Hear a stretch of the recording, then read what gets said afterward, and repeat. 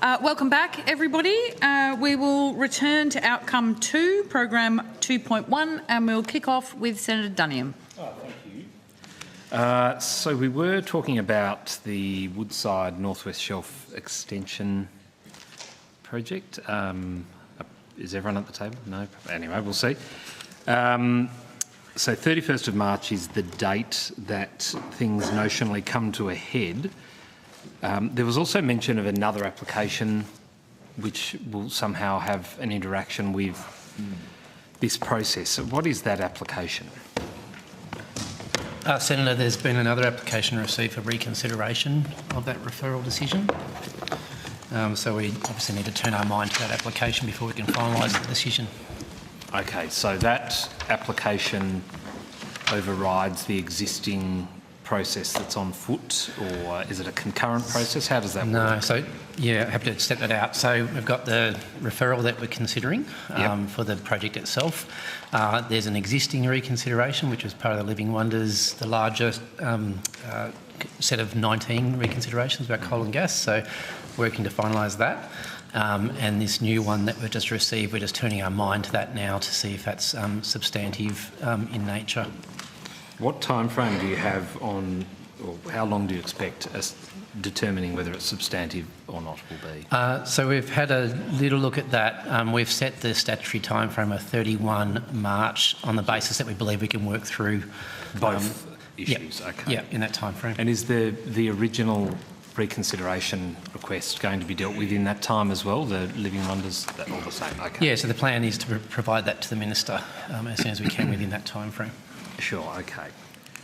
With regard to this set of decisions that are to be made by the Minister, if the government is in caretaker mode, what happens? So the normal caretaker provisions apply. Regulatory decisions can be made. It would be a matter for the Minister to determine sensitivity around certain matters. In the first matter, she would consider whether she would like to make particular decisions, which is always something that we do. And in the caretaker context, I think it's really the Minister's call about whether something is sensitive. Yes. If she does choose to do that, whether she would like to consult with yourself and others before making that decision, or whether she believes that she shouldn't proceed with that decision. And is there, in the event that the Minister chooses not to proceed, are parties informed that things will just be put on hold until after an election? Yeah, that's something we'd work with the Minister through on a case-by-case basis. Yeah, okay. Obviously, I mean, I'm a supporter of the project. I'd love to see it go ahead, as with my colleagues. Just back to the additional application, do we know who the applicants are that made this second request for reconsideration? It was the Conservation Council of Western Australia. Conservation Council of Western Australia, okay. And what date was that received? The 12th of February. Okay, and the proponents of the extension application are advised of all of the details around that? So we have filled them in that we received that application. Yep, they're aware of that. And so we'll go through the same process we've stepped through on the salmon stuff, is that right? But potentially shorter form. Well, in this case, we need to determine whether it's a valid reconsideration and whether it in fact needs a similar process to the salmon farming or not. So sure. we're still just trying to figure that out. It's pretty recent. First stage, okay. Yep. All right.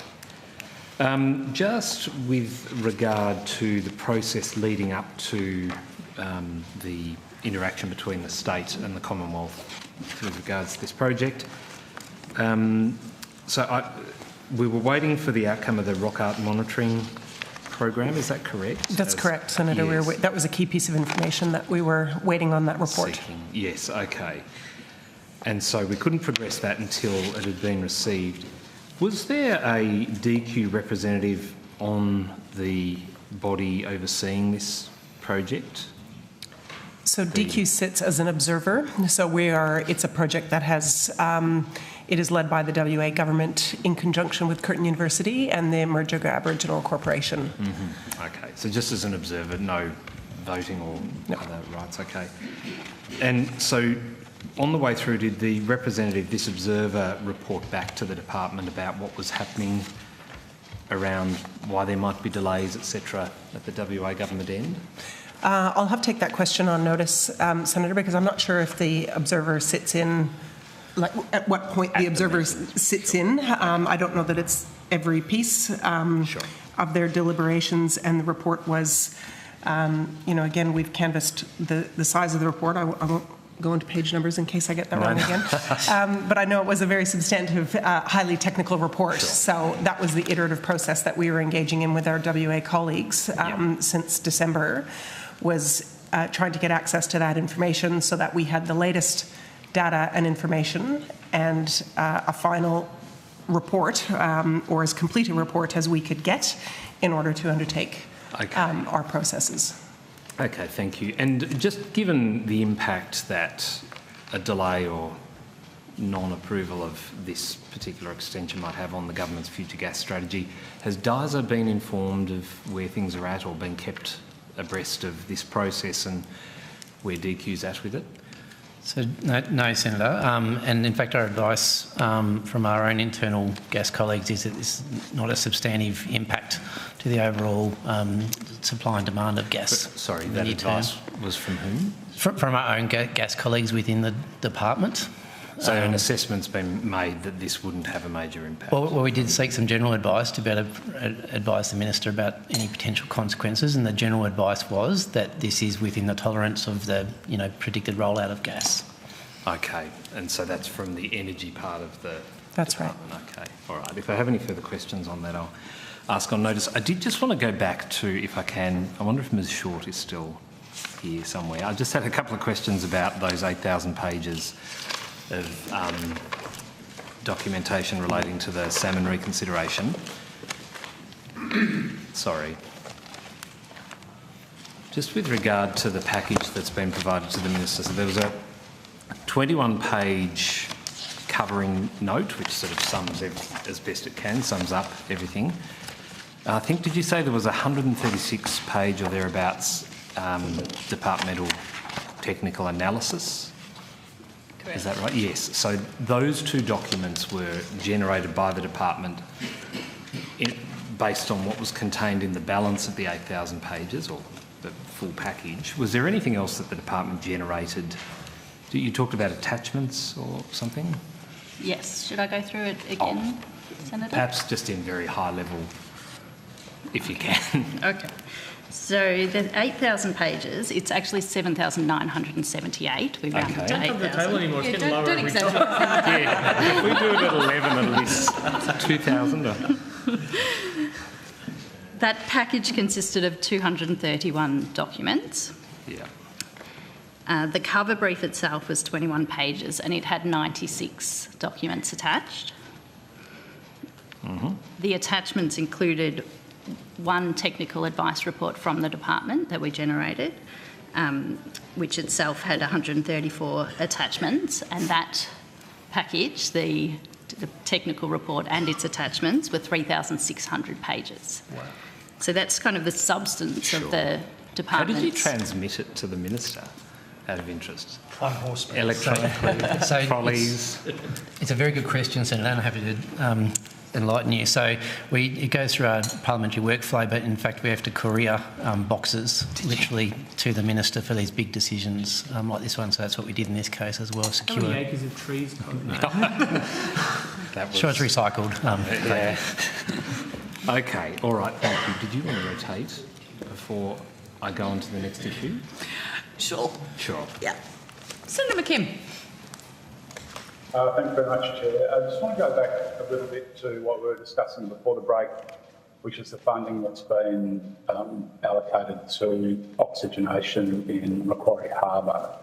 And I just want to be clear that we're all share a common understanding here. So firstly, there was the oxygenation trial.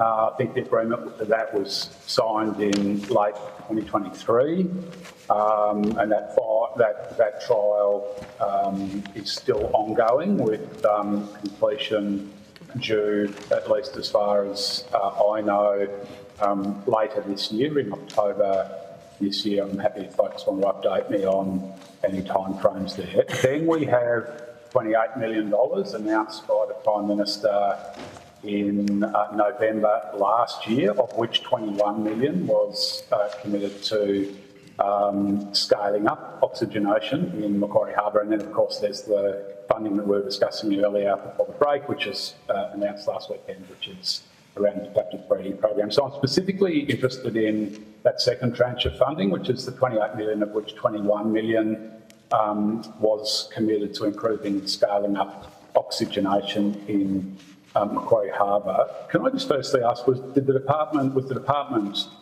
consulted as part of the preparation of that announcement in November last year, and was the department supportive of that funding allocation?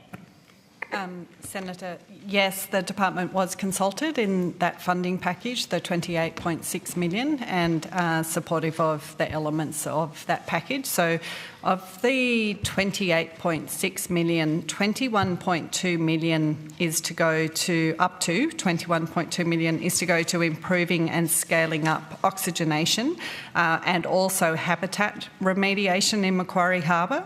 So 18.3 million of the up to 21.2 million is for oxygenation. So there's a component of that 21 for habitat remediation.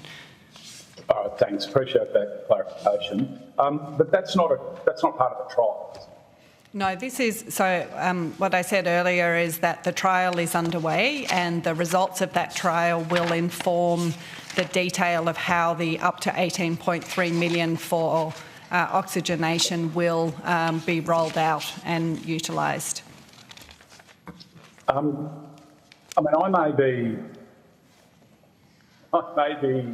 maybe I'm just misunderstanding what a trial is, but how can a government allocate 18.3 million to doing something that the effectiveness of which is still under trial?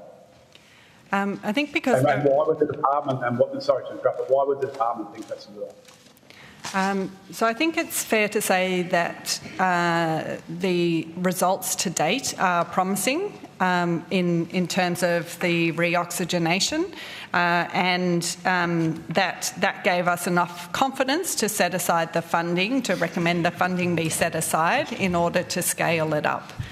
But as I said, the specific design of that 18.3 million will be further informed by the trial that is to be completed later. I think the key word there, Senator, is scaling up. So I think the initial trial was showing that promising results kind of in situ, smaller scale. And I think what the government's intent is behind increasing its funding and thus increasing the trials is really about that scope and scale, is to see whether or not this will work on a much larger scale. Yeah, but pardon me, but the trial's not finished yet. The trial's not due to finish for another year. The trial was fully funded at $7.29 million. I've got the timeframes here, which were provided by the FRDC to the Senate in response to a question on notice from Senator Wilson. The final report's not due till the 31st of October this year, and as I said, I'm happy if you've got an update on that, but that's the information that was provided in the additional estimates 23-24. And again, I'm just asking, I mean, how could it be a good idea to allocate money to something that is still under trial and hasn't been finally reported on yet? Isn't it just, I mean, isn't the fact that this is just corporate welfare and this is all about politics and nothing about process or science? So, Senator, I think, again, the government felt confident in the early outcomes of the trial. They were showing and continue to show promising results. It was, again, part of the recommendation from the Augean Skate recovery team that oxygenation trials continue and expand. So the government felt confident enough in terms of the recommendation from the recovery team, coupled with the early promising results of the original trial, to expand and scale up the trial, so that it could be much larger, to see what the positive impacts of that would be. So the government felt confident that it could expand what it was doing. Is this money part of the trial or is it not part of the trial? I'm confused. Sorry, I missed the question. Is that the additional 18? Is the $18.3 million part of the trial or not part of the trial? No, it's not part of the trial, but the design of it will be informed by the trial, and the information that will be collected and analysed will build on the trial. So there's a longer time series to be able to assess the effectiveness over time.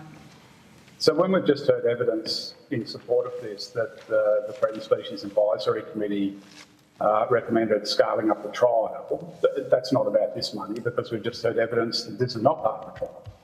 No, sorry, the Morjansgate Recovery Team, as part of their planning and conservation planning, recommended that not just the trial continue, but that additional investment be made for reoxygenation, and that would be informed by the results of this trial and by the levels of production that might occur. So I think, the recovery team in the department was interested in scale. So it was seeing positive impacts at a localised level, and I think the next step was to see it at scale. Is this $18.3 million contingent on the final report of the trial being positive? What if the final report of the trial says oxygenation is just not working?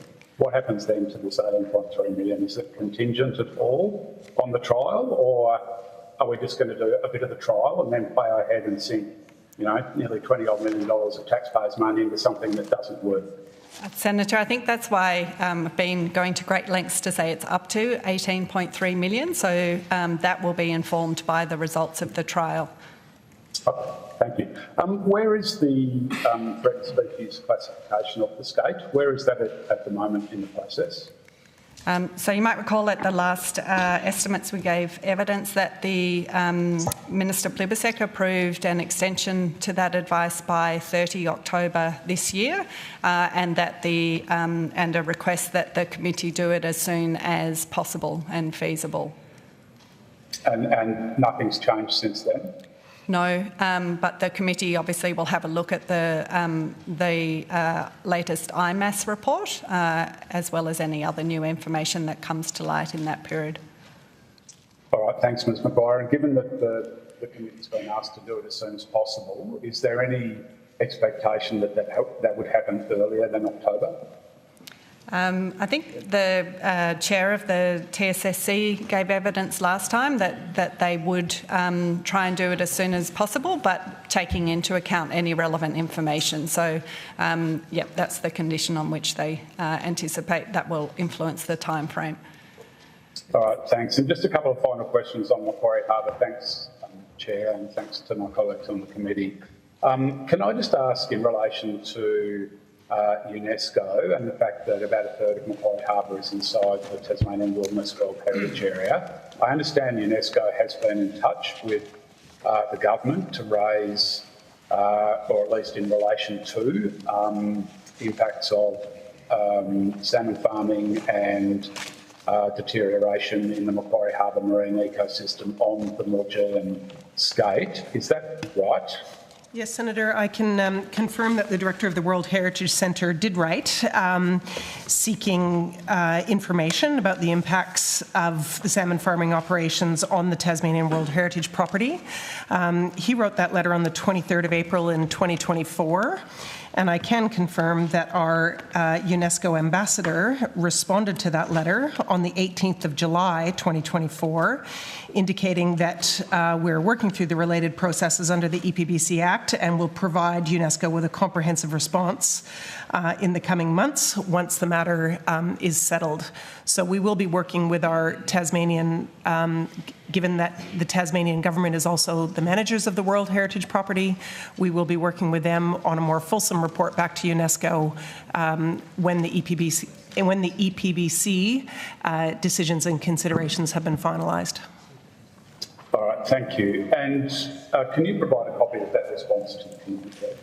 I can. I believe it has actually gone out under FOI, but let me confirm that, Senator, and take that on notice. All right, thanks. And final question, Chair, if I might, just on the $18.3 $3 million that was announced in November last year, or in regards to the original $7.29 million in funding, will any of that money be allocated to any of the corporate salmon farmers that operate in Macquarie Harbour? Like, is any of that money going to be used to lease or use any of their equipment?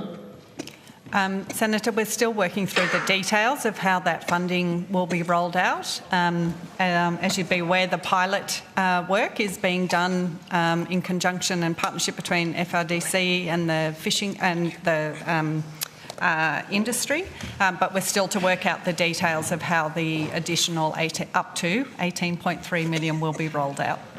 So you can't rule out that some of that money may go directly to the salmon farming corporations that are actually causing the problem in the first place. As I said, Senator, we're still working out the details of how it would be rolled out and informed by the research and pilot work that's underway now. And informed by consultations with the salmon industry? Informed by consultations with a range of different people and stakeholders. Including the salmon industry? And including the recovery team. Thank you. Thank you. We'll go to Senator Cadell. Thank you, Chair. Some data on full cam, if I can, the exposure around that. Will that be here? Sorry. I think full cam's in climate estimates. I'll straight out of the way. Sorry about that, yeah. Listing white ash forests in southeast Queensland under the EPBC.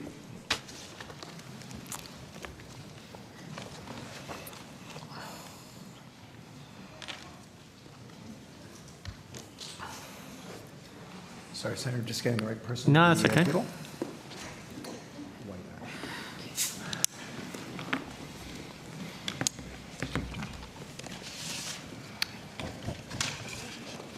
Thank you, Doctor. December 24 last year, there was a paper released, White Ash Forests of South East Queensland listing under the EPBC Act. You're aware of that document? Thank you, Senator. I'm Ilse Kiesling. I'm the Acting Division Head for the Biodiversity Division, and yes, I'm aware of that assessment. Just some concerns raised with me. So I'm taking this at a very high level. I don't get down to the details. It lists that timber harvesting can be listed as a key threatening process. It's on page 25. I've got that here for a species. But they say it's at 99% of its pre-1750 extent. How is it assessed that logging is a concern if it's at 99%? Yes, so Senator, there are a range of threats to that particular ecological community. As you say, forestry has been a threat to that community in the past.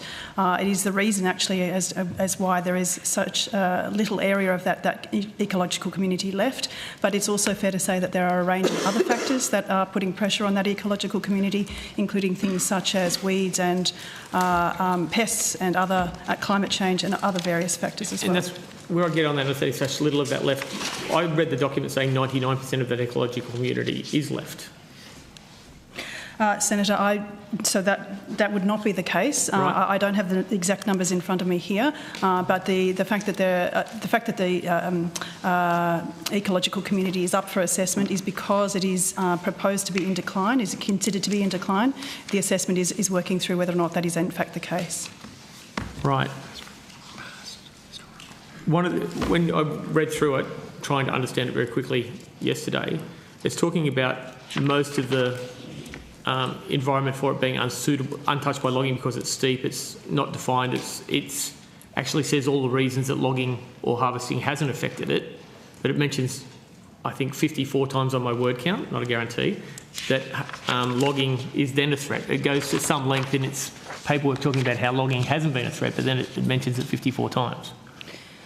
Yes, thank you, Senator. So, as I mentioned, that logging is identified as a historical threat. Historical, okay. And the emphasis in the assessment is that there are a number of other pressures on that ecological community. And in fact, the ecological community was put forward for proposed listing because of the pressures of the Black Summer bushfires. So, fire regimes is one of the principal factors that this ecological community is being assessed. That's where I want to get to on fire, because Mike, there's a phrase that I haven't heard before, this edge effects, appears in this document.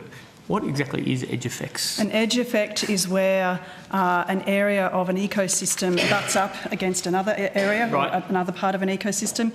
It is an area where weeds and feral animals can be of particular impact because they essentially bleed from one area into another area. So it's where the edge means that it erodes. There is a potential for the edge to erode because of the pressures of these various impacts. The farming equivalent of you can't have good weed control if your neighbour doesn't have good weed control. That would be exactly right. Right, okay. On page 26, there was a point where I'm getting to the paper stuff. It says that the existence of firefighting infrastructure, including fire towers and communication towers, are threatening the processes of environmental concern. I had trouble balancing that fire is seen as a significant threat, but fire trails, which can help fight fires, are an ecological problem. How do we balance that? It's a very good question, Senator, but I just make the point that with the fire trails, one of the issues is that fire trails enable access to a range of other people. So those fire trails are not just for firefighting or fire monitoring purposes. They do allow visitors of all kinds, which then promotes issues such as weeds and introduction of feral animals and accidental fires and all sorts of other things. So what's the balance of that? Is it ministerial decision whether fire trails versus fire risk? Where does that happen with recommendation, or happens at ministerial level? How does that work? Fire management is principally a responsibility of state governments, and depending on the tenure of the land, the land manager themselves. Okay. If the minister decides white ash forests are endangered, if it becomes a part of habitat, what's the process for allowing state forest managers for prescribed burning or access fire trials? What is the process to protect the area from fire if it's prescribed?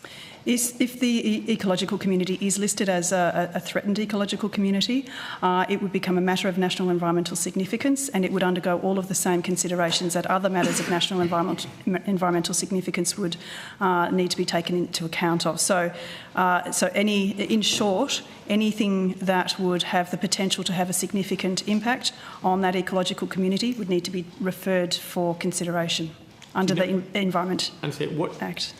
What indicative timings are there for approvals or consideration of those matters now? I'm sorry, Senator, what's the decision? If I am a state manager, I come to you guys, I want to put a fire trail in, I want to do a backburn, what's the approval time for those sorts of things? So, Senator, it's actually more a question for the regulator. Hello, there. regulator. I can assure you that we've dealt with a number of these over the years. Thank you very much, Doctor. I've another question. I'll just this one. So states, as you know, manage those fire regimes. Yep. The majority, if not all of them, manage it with a line to local, state and federal responsibilities. So what they'll generally do is what most states have done, and I'm not sure about Queensland, but they're probably the same. They work through their plans, their fire management plan. They'll do a self-assessment around those different acts, and for example, in our case, that's the basis of the EPC Act, to do a self-assessment. Yep. And most of them manage to design their fire response programs around needing to refer their activities. In some other cases, South Australia, for example, we've done a strategic assessment of their entire fire management program. So that is in fact baked in as they can do that consistent with the EPC Act. So they had a different approach, but the majority work through and do their self-assessment. Generally, as you know, like fighting fire, protecting lives and properties is extremely important. So if people get caught in an emergency response, for example, in Victoria, over the break with the fires through the Grampians, the Victorian government approached us for a national interest exemption in an emergency situation, which we granted. How long did that take?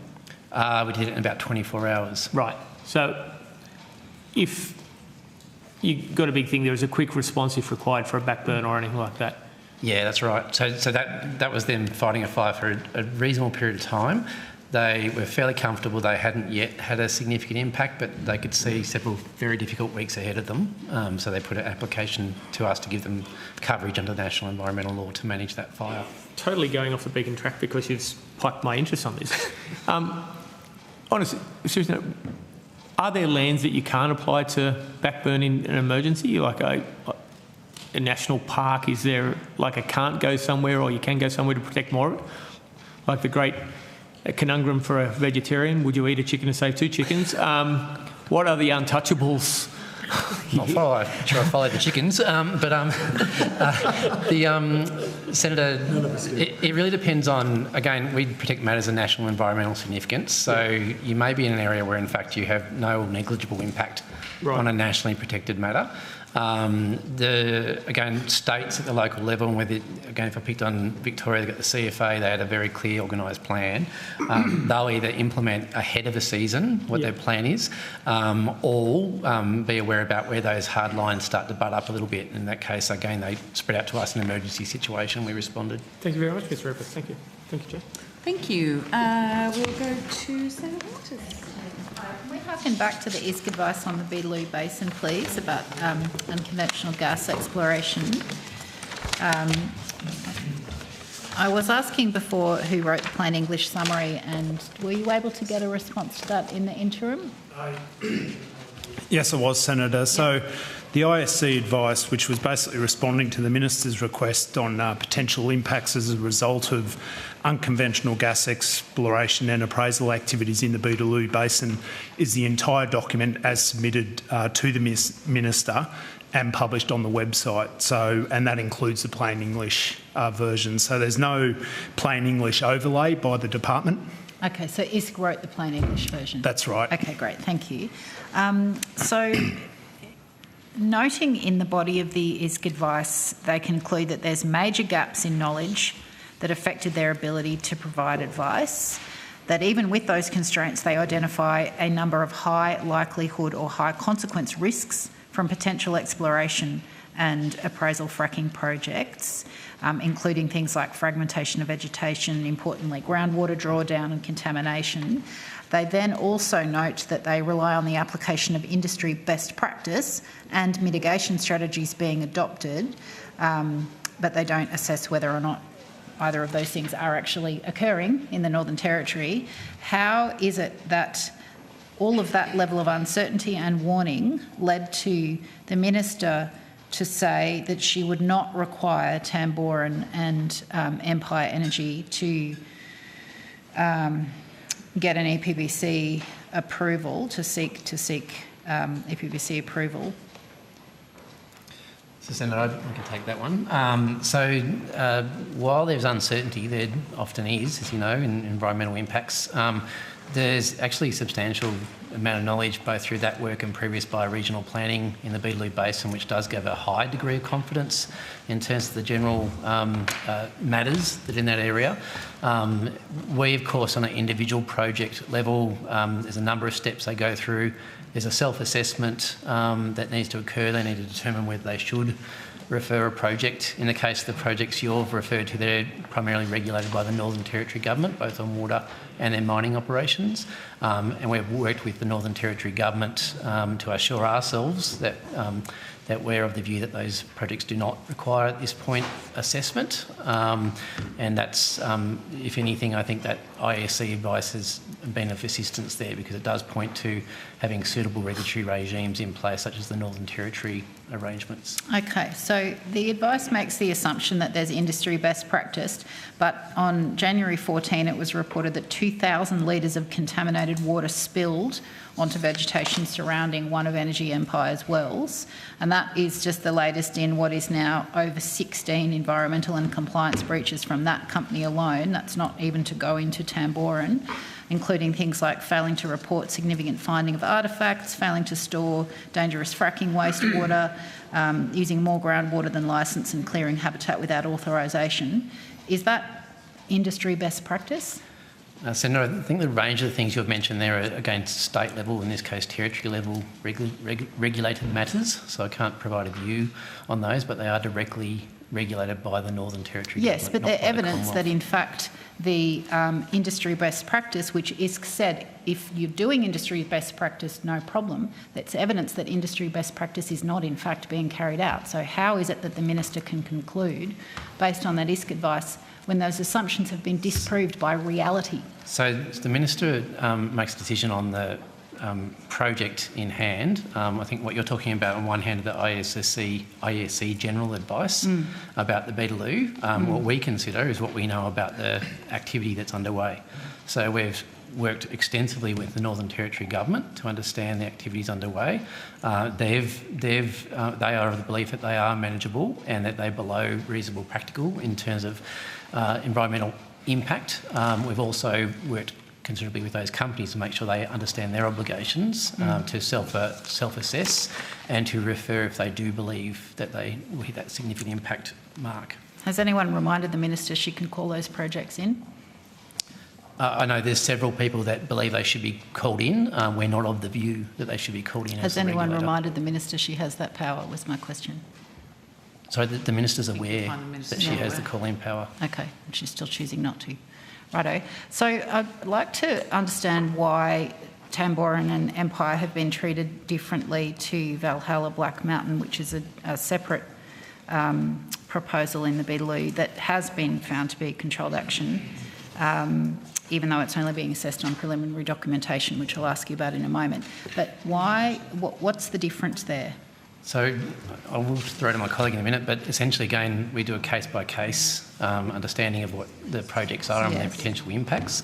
Ms Calhoun can work through the project you're talking about in Western Australia. Just like to understand why that one met but there are a range of threshold. additional matters that project impacts that is not necessarily our view of what's happening in the Beetaloo at this point in time. But Ms Calhoun will be able to give you some more detail. Yes, so just interested in why that one has been deemed to be controlled when the others don't even merit a call-in letter. So Kylie Calhoun, Branch Head, Nature Positive Regulation Division.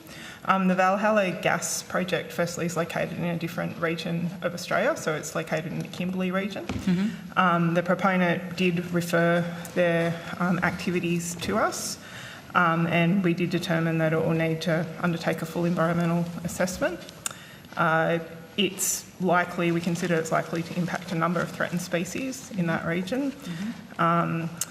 And also migratory species, and there's also likely to be indirect impacts on the outstanding heritage values of the West Kimberley National Place and potentially likely impacts to water resources. Yes, so what was the difference in the water trigger being applied there versus Tamboran and Empire? Primarily the location of the project and the information, the discussion that we had with our Western Australian colleagues about the location of the project and where it would be impacting what were matters of national environmental significance in that region. So can you just say that in a different way in relation to water specifically? So water is one element where there's determined to be likely impacts based on the extent of the project that was referred to us. Okay, so it was bigger than the others, is that what you're saying? It's, I guess, a different scope and stage of the project potentially to what is occurring in the Beetaloo. A different scope and stage? They've referred a different scope of actions to us for this project, which is aligned to what's being assessed by the Western Australian state colleagues, to where they're in the Beetaloo. It's, as we understand it, is more the exploration stage that still is occurring. Well, the aquifers don't discriminate between what's production and what's investigation, exploration. So science doesn't make that distinction either. So this project also triggered on heritage values, on threatened species and communities. Yes, so she said that. Again, case by case, we have to look at the complete impacts. And as Ms Calhoun said, this one's been going through state assessment for some time. I understand there's several thousand pages of analysis, so it does lead to, there's quite a few impacts there that we would need to also understand. Okay, did it make a difference that the proponent referred itself? Only in that we assess the project in front of us, but the same process applies. We talk to state and territory regulators frequently to understand and to assess risks associated with different activities. Okay, so are you concerned that it might send a message that if a company ignores the law and doesn't refer, that they can do what they like and they won't be assessed, whereas if someone does do the right thing and refer on the off chance that they might trigger the act, that they will then have to follow the assessment process. You can send that sends a message that just keep your head down, don't refer, we won't really investigate, everything will be fine for you. No, because I Never mind don't the believe groundwater that's the impact. case, Senator. So we have talked thoroughly to the Northern Territory Government and we've talked to the company, so we've got a good understanding of that activity. I think it's also a simplistic interpretation of what's a very complex act, and we have to look at exactly what's put in front of us and what we understand about other activities happening, and they're all different. This is why we have different approval conditions in certain projects. We've got different matters or different mitigations that we have to consider, and that's exactly what we've done in this case. Okay. If we're moving on, we might rotate the call. Senator Waters? Yes, I do have a few more questions though, but Yeah, not I can come not back on to you. this. That's fine. We'll go to Senator Dunman. Thank you. Just to clarify on the call-in powers for the Minister, maybe questions for Mr Edwards. Does the Minister have the power to call in a project where the federal government doesn't have jurisdiction? No. So how is jurisdiction determined in relation to the Beetaloo gas project? So again, it's about essentially the Minister would do a call in when she's determined that something would be likely to have a significant impact on a nationally protected matter under the Act. So you wouldn't call in, for example, a project that might be fairly low scale with fairly low impact, because you'd be saying that on one hand that may need to be controlled under the Act, or in fact that's what you'd be saying, and you'd have to be very confident that would be the case before you called such a project in. And so what advice did the government give to the Minister around her jurisdiction? So we haven't provided advice around that, but again, the conversation is around the scale, the activity, the interactions we've had with the regulators, with the companies, our knowledge about what's happening in that particular project area. Okay, thank you. Senator Dunyan. Thank you. Minister, I just wanted to go back to this Woodside Northwest Shelf extension. Are you happy with the process that's been undertaken there between the State of Western Australia and the Commonwealth? Does it sort of accord with what you think is good process?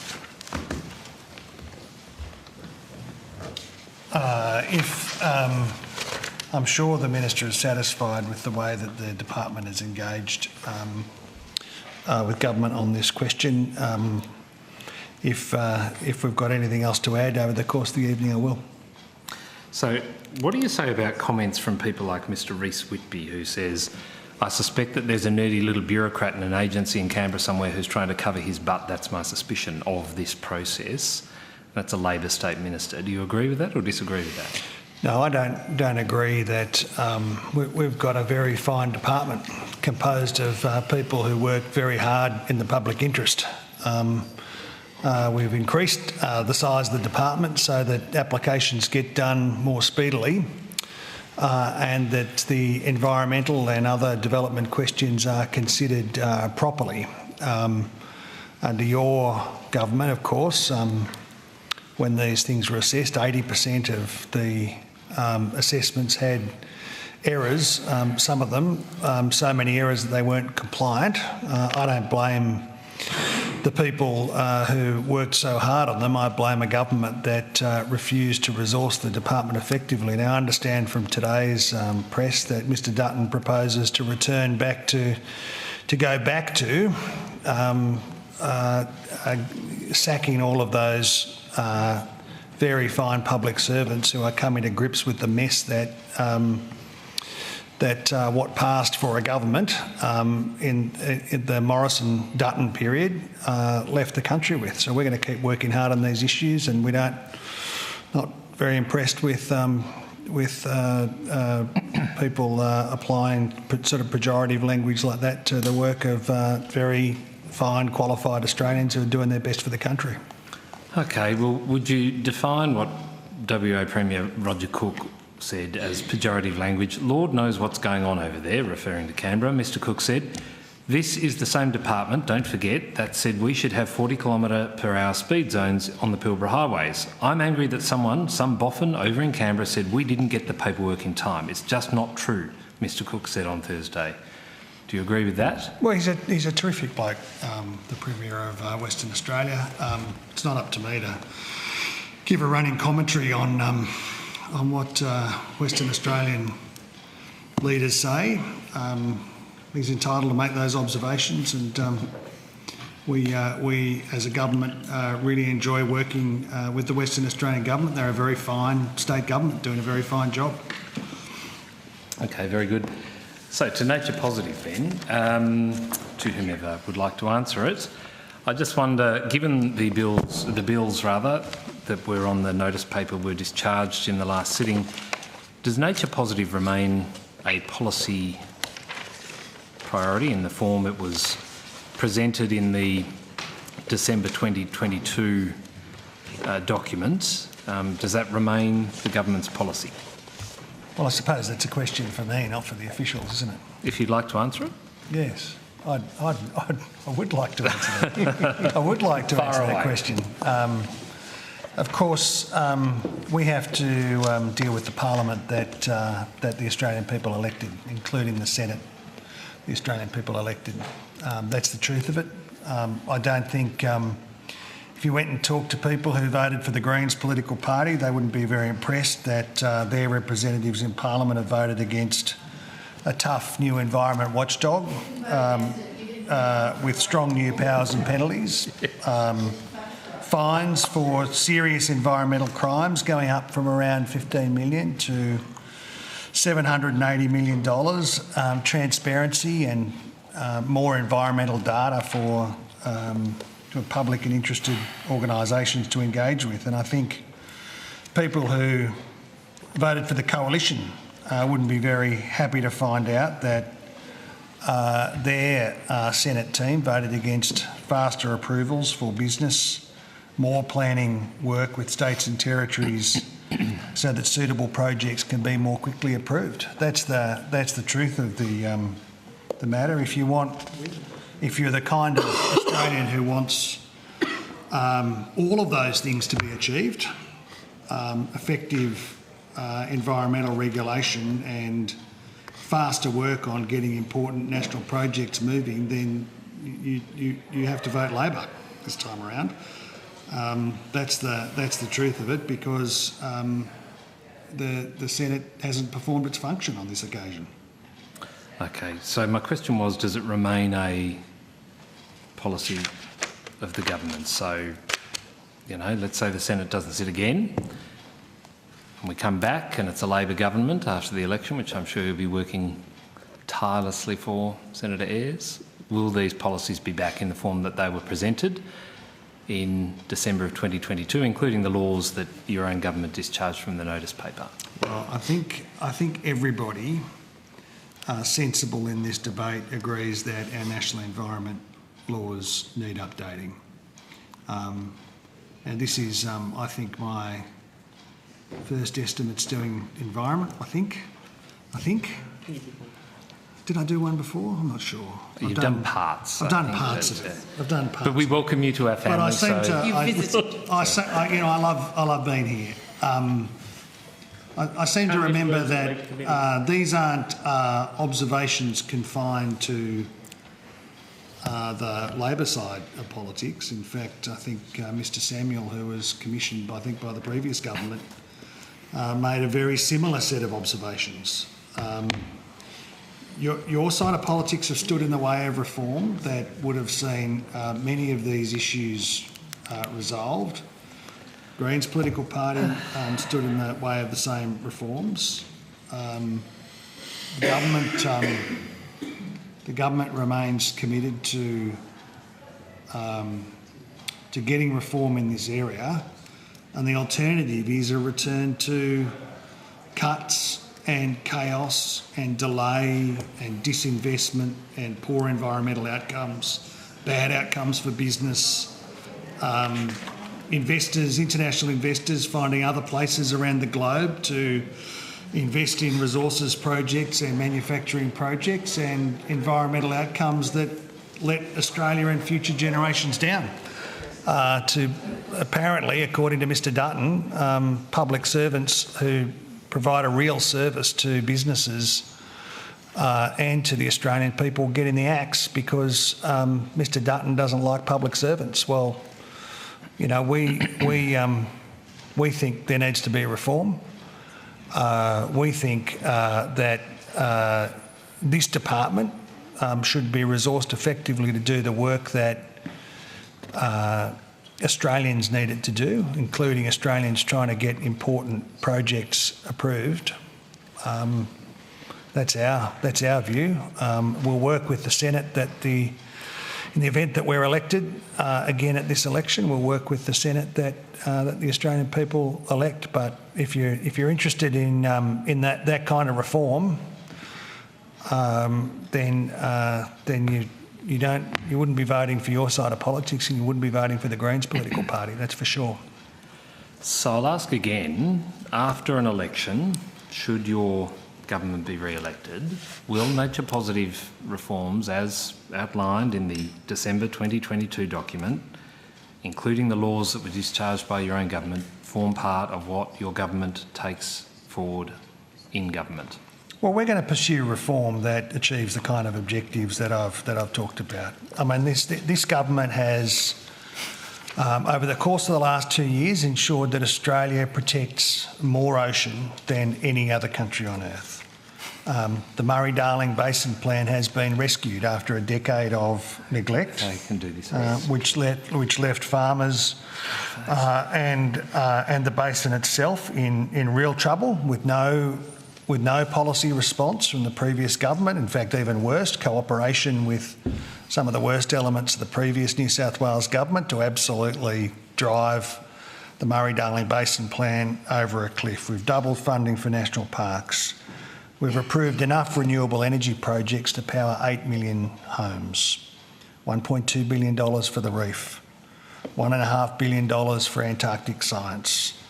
We've protected Jabiluka from mining, and we've added it to the Kakadu National Park. That's the kind of approach that Australians could expect to see in the event that the government's re-elected. The government continue to pursue, along with sensible environment law reform, and I'm sure you'll be paying attention to what the Minister and the Prime Minister and others say in the lead up to the election, but that's the kind of approach that we'll be taking. Can I just intervene for 1 minute and just say that we're now coming up on lapping ourselves, so we now are scheduled, if we run to time, to finish at 11. So if I can encourage people in this section, if you have anything that you can put on notice, that would be very useful. And you have last question for you, Senator Duniam, before we rotate the call. Sure. So I'll ask again. I've simply, and you've asked me to pay attention to what the Prime Minister and Minister have said. They've been saying completely different things on this, I might point out. Prime Minister said that nature positive is dead, buried and cremated. Minister was negotiating with the Greens and other crossbenchers to get these laws passed and won't reveal the documentation that was exchanged by way of letter. I don't think there's any evidence to support that view.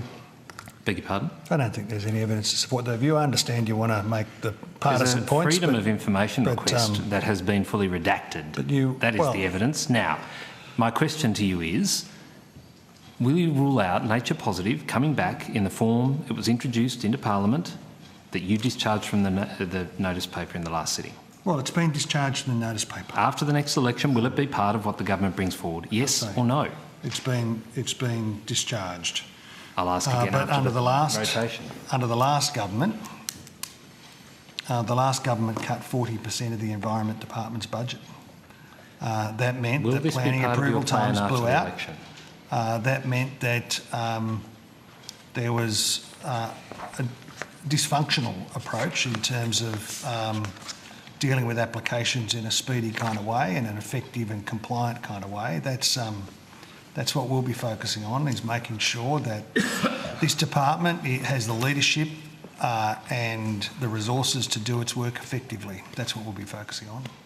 I'll be back after the rotation on this very issue. So thanks, Chair.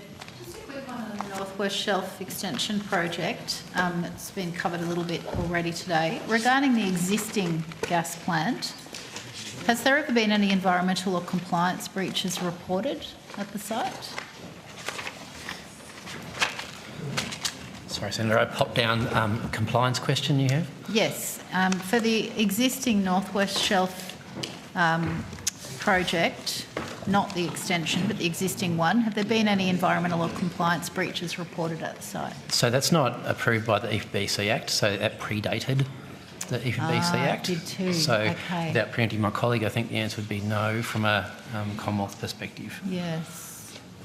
That's correct. Okay, thank you. Thank you.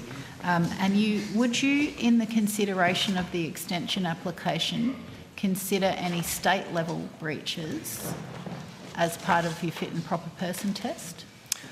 We'd certainly look at a full environmental history. Yes, and so that would include state-level breaches? I believe so. If there were any? Okay, Yes. so are there any? I'm not up to that stage, Okay, Senator, not so there yet. we'll Okay. get that report But that from our will colleagues. be considered. All right, thank you. Moving now to Woodside's Browse proposed wells near Scott Reef. I understand that they have not only put in a referral for the proposed gas wells, but they've also recently put in a separate proposal for carbon capture and storage, storing that beneath Scott Reef. Why has that been referred separately? Why not have it as the one referral? So the Browse referral has been in train for a number of years, and that CCS component obviously wasn't part of that, so it would form a separate action. But I'll just see if Ms Calhoun has any more. Yes, but there's a rule against having piecemeal referrals. There's a court case about it from decades ago. So why were you not insisting that they roll that into the existing referral? So actually, there's a rule around us needing to consider whether something is part of a larger action or not. There are, as you know, there's a number of individual referrals in the Browse and Karratha example, and we're satisfied that in fact the most sensible way to deal with that is a separate referral. Again, that other referral has been in place for a number of years, so I think to revisit and try to now vary that would have been a more complicated approach. Okay, when's the time frame for the decision on that? For the CCS? No, for the gas wells. The gas wells. That's currently on hold. We're seeking some further information and consideration around that project at the moment. Okay. And sorry to interrupt you, but can they do the gas wells without the CCS, or is the CCS a necessary part of them doing the gas wells, ergo you should in fact be considering them together? No, they can be standalone projects, which is one of the reasons why referring them as a separate project fits within that definition of the larger action and how we define what is part of an action or how it's connected. So if they get approval for the gas wells, I hope they don't, but if they do, but then they didn't get approval for the CCS storage under Scott Reef, what would they do? It's a question for the company. Would it impact on the first approval if they didn't have the Scott Reef storage? No, Senator. So again, it's only fairly recently they've referred that concept. So I don't think a couple of years ago when they referred the Browse wells, for example, they necessarily had a plan around CCS. So that's really independent of that project. All right, thank you. Watch this space. Just a few quick Queensland questions. Walker Corp, who obviously have a long and sordid history with trying to overdevelop a Ramsar wetland and who pulled their application, they're back. They're back. And according to the 7 News, they've got a concept plan for a scaled-down proposal that's got 900 apartments now, 900 luxury apartments on the foreshore of a Ramsar wetland. Are you aware that they're now back and proposing a fresh destruction to be visited upon Moreton Bay? Sorry.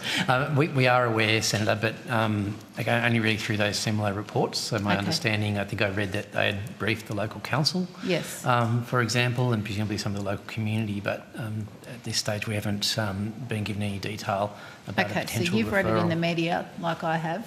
Have Walker Corp corresponded with the department, or have you corresponded with Walker Corp? I'll just check with my colleague. Senator Declan O'Connor-Cox, Branch Head, Queensland Assessment Branch. So we were aware through those same media reports about a potential new development that's being considered at Toondah Harbour. So we have reached out and had an initial chat with Walker Corporation. And they're at the very early stages of that proposal. They understand, of course, their obligations under the EPBC Act, and they undertook to come and talk to us when the development was further thought out. Okay. Did they give a sense of how long that would be? No, Senator. Okay. Did you, in the course of that conversation, and please tell me as much about it as you can, but did you convey whether or not the previous proposed setback, which I think was 250 metres, would still be kind of like your red line this time around? No, Senator, it was too early in the process of developing their proposal, so we were just after information about what their plans were and when they intended to come to us. So it was too early. And did they didn't give you a sense of time? No. Did they give you a don't call us, we'll call you? They said we understand our obligations and we will come and talk to you when the proposal is more fully fleshed out. Okay, thank you. Moving quickly to the Caloundra Transport Corridor Upgrade Project, which originally had $7 million of federal funding allocated for it, but thankfully got pulled in November of 2023. But that hasn't stopped them because they've now made an EPBC referral, I think in October 2024. I might have the date wrong. Can you provide an update on where that referral for the Caloundra Transport Corridor Upgrade Project is at? Senator, I don't have material in front of me for that, so sorry I can't give you an update on that, but given those timeframes, you said it was a very recent referral? I think so. I understand from my own terrible handwriting that it's been assessed as controlled. It's going to be assessed by preliminary documentation. Yeah. So I guess I was wanting an idea of roughly how long you think that process might take.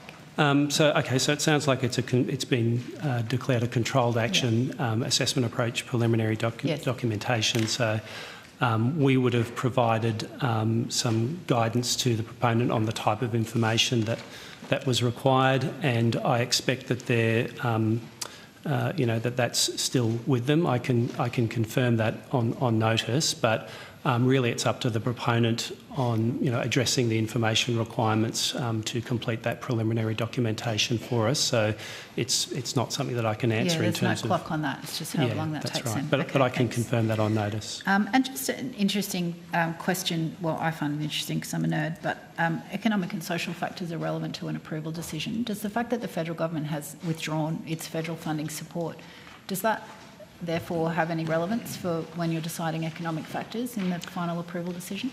Well, those decisions are taken on a case-by-case basis, and so, of course, as you note, Senator, we take into account socio-economic considerations, and there's a range of factors in that, like jobs and development for the region, and I'm not sure.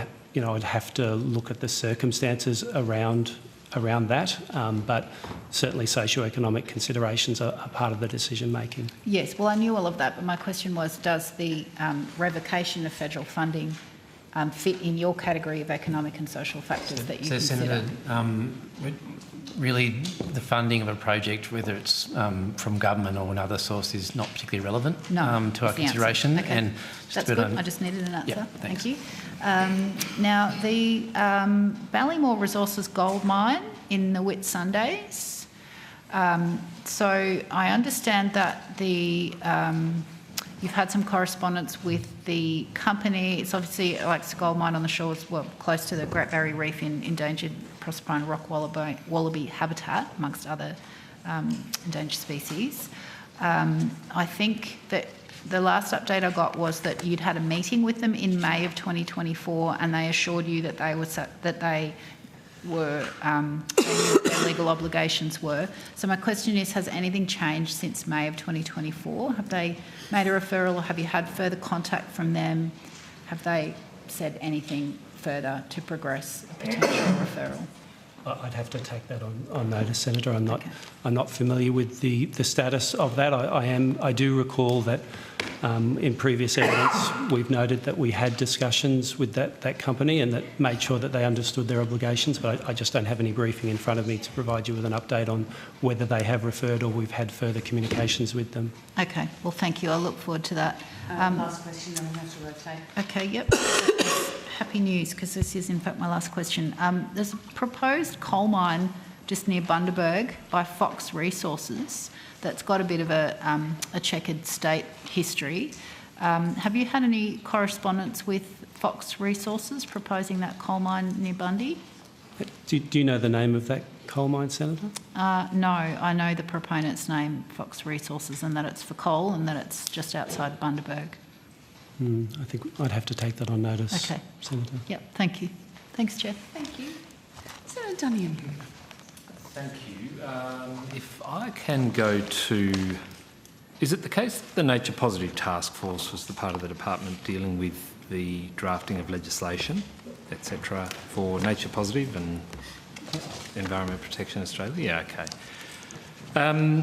Given the government has withdrawn or discharged that legislation and there's no real clarity on what comes next, despite my want of trying, what is your division, Mr Tregurtha, doing as we speak? What role, what work is on foot?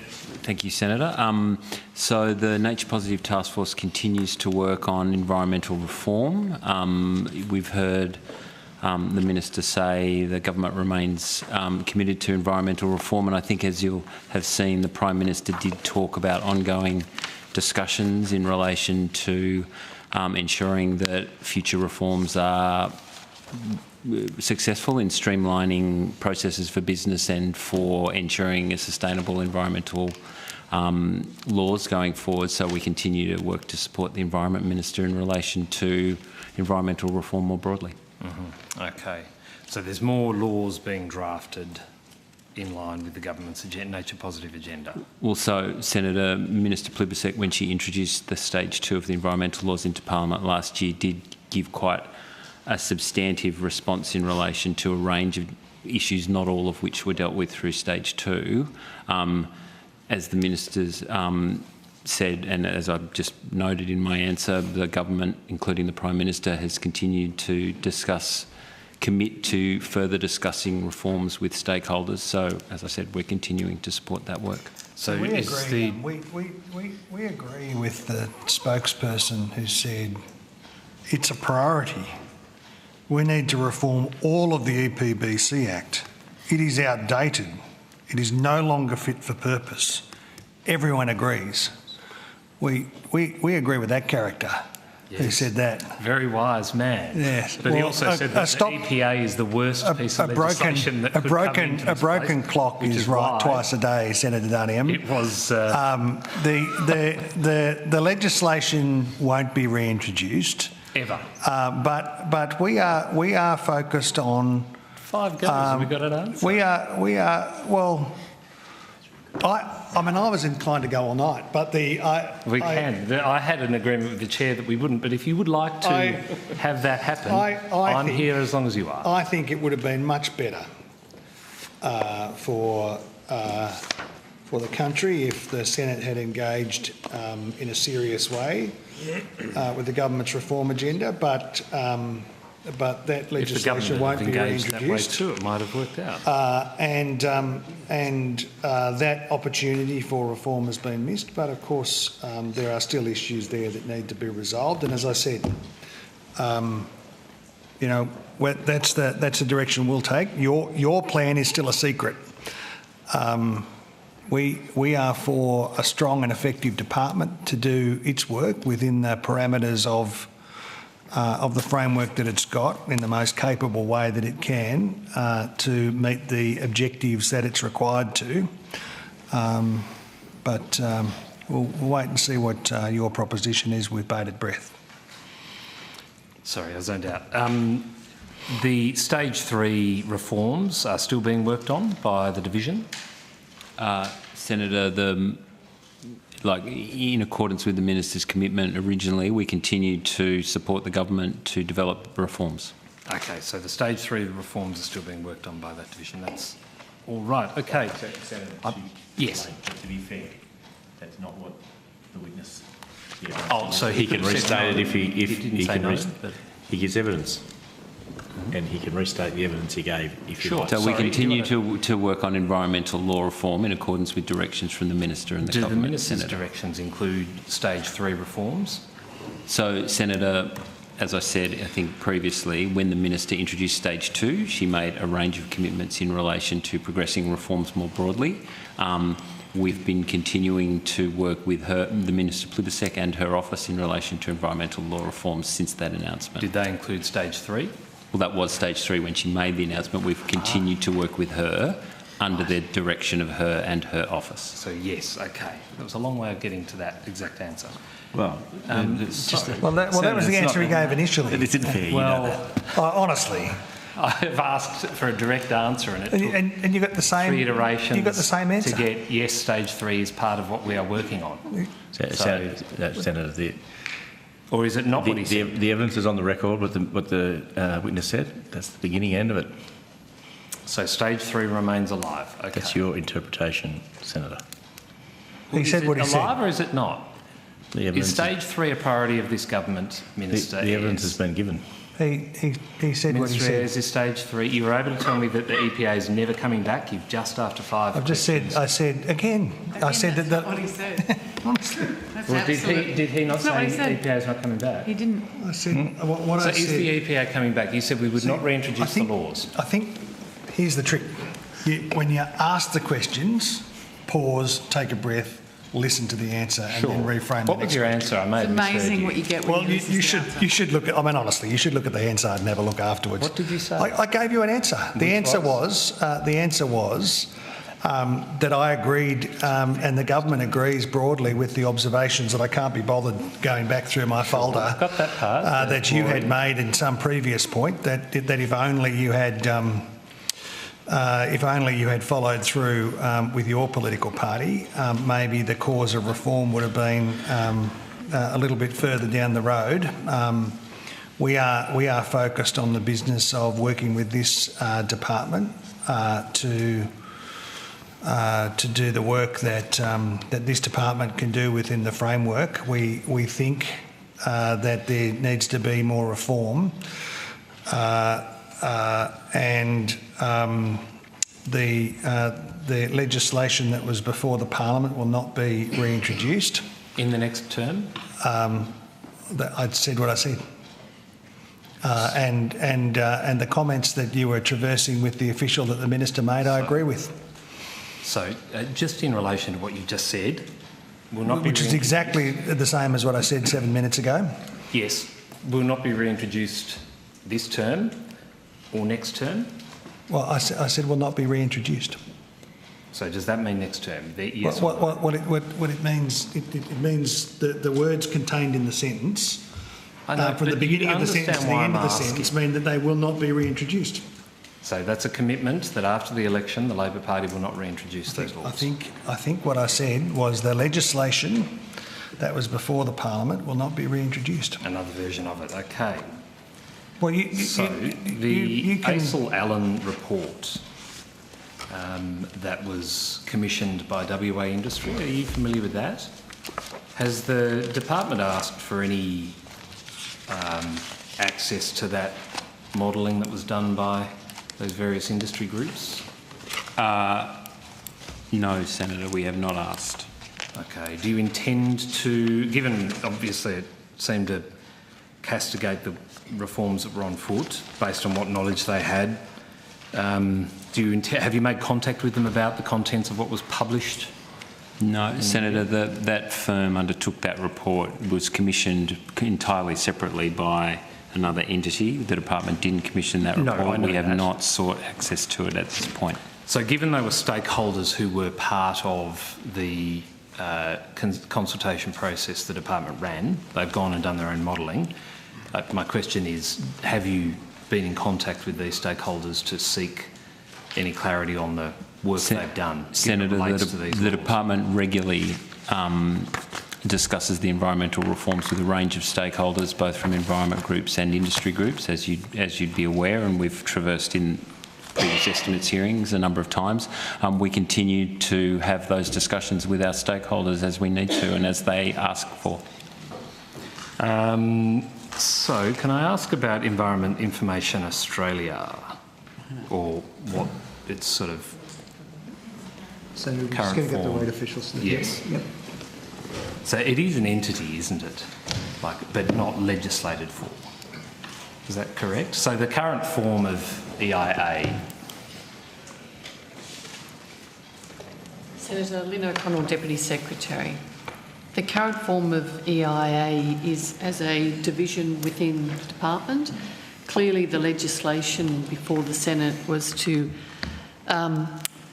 apply obligations on the head of EIA, the legislation that's not going forward, and that would have involved doing things like making sure the State of the Environment report was released, to do environmental economic accounts and report those on certain timeframes, and other statutory obligations to report on environmental indicators. So it's operating without, well, the head of EIA is, and is that you, Ms. Yes. So in all but the legislative capacity, you're operating as the head of EIA without the laws having passed. Yes, is that? So, Lisa Nitschke, Acting Division Head. I'm acting as a division head for a division within the department, Senator. Okay. And does it constrain your ability to do what it was originally envisaged for EIA without having those laws passed, or have we found a way around it? I wouldn't say we found a way around it, Senator.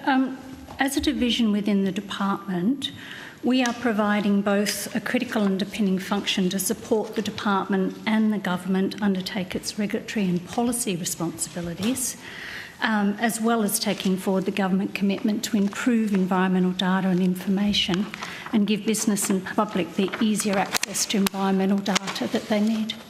Okay. And so if the laws had passed, what additional resources would be available to you, or is it all budgetary measures were dealt with and so there's nothing attached to that? That's correct, Senator. They're all budgetary measures. Okay. But, Senator, it's also fair to reflect that the legislation would have passed those compulsory obligations on the head of the EIA to perform certain functions and do a number of other things. Yeah. Okay, all right. I asked in corporate in relation to travel to COP16 and I was told to come back a bit later. Is this later? Too late. Too late? You missed it. No. Where was I supposed to ask that? Sorry, my apologies. You said COP. I have so many COPs. COP16, that's here. Yes. Okay. So my question was around the breakdown. I was thinking COP29, but you're right. No, we're on. How do they number these things? Because they don't seem to be in any order, like 19, 72, 43.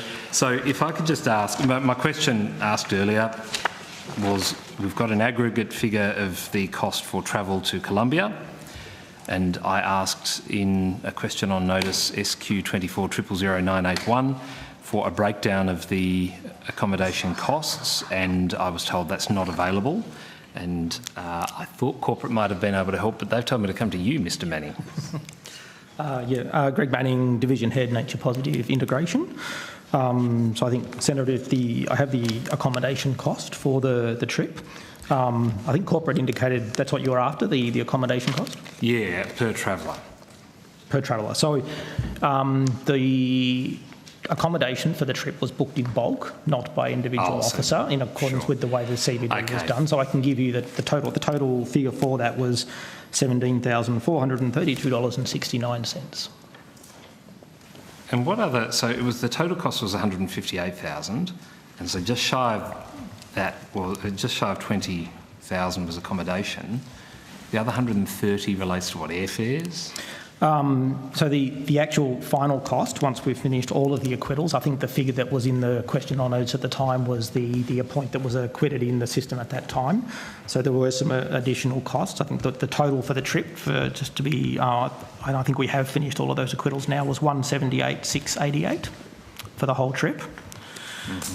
So I've given you the accommodation costs. The additional cost, yes, there were the flights, which was a total of, for the folks that we sent over there, was $138,399.94. How many people was that for? 7 people was part of the official delegation from the department. Sorry, flights of $140,000 for 7 people? Correct. Okay, all right. Are there any other costs associated with that? Not with the flights. The other costs included, there were other miscellaneous costs associated, for example, taxis, transfers, meals, various things like that, vaccinations for staff. And that would be the balance, which isn't much. Correct. Another 20,000 isn't much, so it's still a lot, but... Okay, all right, thank you very much for that. I didn't have any more questions for this outcome, Chair. I only had a couple of ones I expect we won't go very far on relating to cultural heritage, but this is it for me for this section. Excellent. Thank you so much. Can I just, Chair, make one clarifying point? Sure. Senator McKim asked whether or not the letter from UNESCO in relation to the World Heritage Area and Macquarie Harbour, I had indicated that I thought it had been released under FOI. I've confirmed it has not been released under FOI, so I stand by my comment that I'll take it on notice, the consideration to release the letter. Thank you, Ms Parry. Very helpful. I'll now release outcome 2.1.